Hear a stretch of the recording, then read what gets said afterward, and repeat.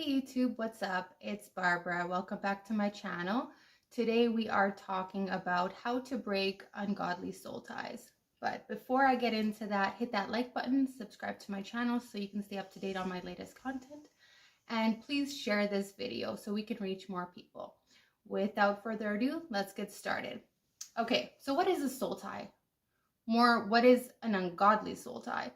An ungodly soul tie is basically a covenant or a bond that has been formed between you and another person. And it has the capacity to take control over your mind, your will, and emotions, essentially your soul. That's why it's called a soul tie. To be clear about this, and I wanted to let you guys know that there are different forms of soul ties. It can be like a family member, it could be a coworker, it could be a boss, it could really be anybody, but this video is going to focus on the soul ties that are formed between you and a toxic individual, an ungodly person, through sexual intimacy, because in my opinion, I believe that these are the strongest and the hardest to break. Sex, being the sacred act that it is, opens portals. Essentially, when you lay with someone, you're married to them in the spirit world. I know that we don't see it here in the physical, but it is a big deal to God. So when we get intertwined with these toxic people, we basically become one with them. Another thing that happens is as sex opens portals, there's energy transfer. So whatever this toxic person may be carrying, if they're a narcissist, chances are they have the spirit of lust, they have a lot of unhealed trauma, they have a lot of unhealed emotions. All these energies are being transferred into you. So now you are also carrying that. What are some of the signs of an ungodly soul tie? Something you may experience is your energy will be drained. That's what these people do. So by them putting hooks into you, they are able to siphon your energy. You might also feel trapped, especially if you find yourself soul tied to a narcissist.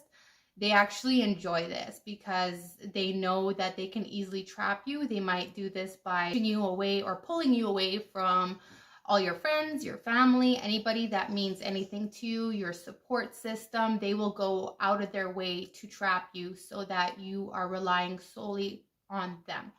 And then they have full control over you. Another thing you might experience is identity loss. So when we deal with these people and they transfer, like when we deal with narcissists and they're able to transfer their energy onto you, you'll lose your identity. You'll feel like you have totally lost yourself. You feel like you're not yourself.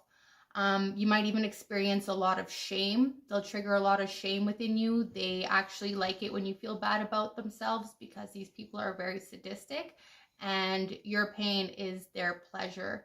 You'll also feel deceived. You'll be manipulated. That's how these people operate. And you'll also probably feel a lot of lust that is not your own energy come through, because a lot of these narcissists are Jezebel spirits and they have this energy within them. And when we become intimate with them, we get that energy transferred into us.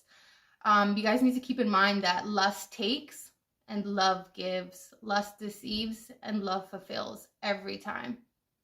So now I wanted to talk about some tips on breaking soul ties. Number one tip I can give you is no contact. I know that when we deal with narcissists, this is probably a hard thing to do just because they have the capacity and a lot of times they won't want to let you go. These people don't give up easily, especially if you discard them first. Before they have a chance to discard you, they become very offended. And then they can become very jealous, very possessive, very obsessive over you. They could stalk you in whatever way they feel that is necessary. So basically, they would show up at your work, they'll blow up your phone, they would try to show up at your house, they might drive by your home.